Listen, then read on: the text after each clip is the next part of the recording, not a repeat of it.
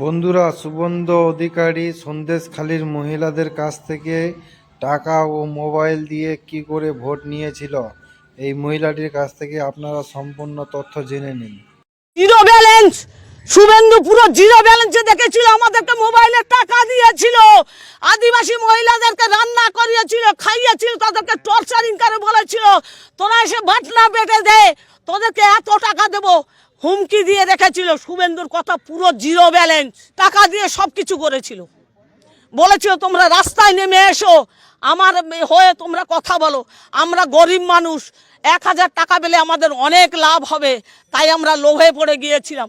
সত্যি শেখ শাহজাহান কোনো ইজ্জত নষ্ট করেনি, শেখ শাহজাহান কোনো ইজ্জত নষ্ট করেনি। আমি আদিবাসী মহিলা হয়ে বলছি, আমাদের কোনো ইজ্জত নষ্ট করেনি। এদেরকে পয়সা দিয়ে খাইয়ে তাদেরকে বানানো হয়েছিল, নাটক মঞ্চে যেমন করা হয়েছিল, নাটক মঞ্চে যেমন করা হয়।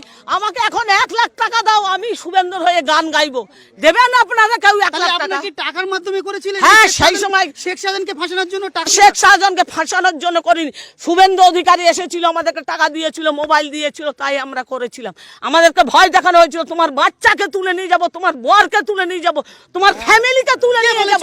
শুভেন্দু অধিকারী বলেছিল, মোবাইল দিয়েছিল, সমস্ত করেছিল। ওই যে ওখানকার বিজেপি ক্যান্ডিডেট ছিল, সে বলেছিল।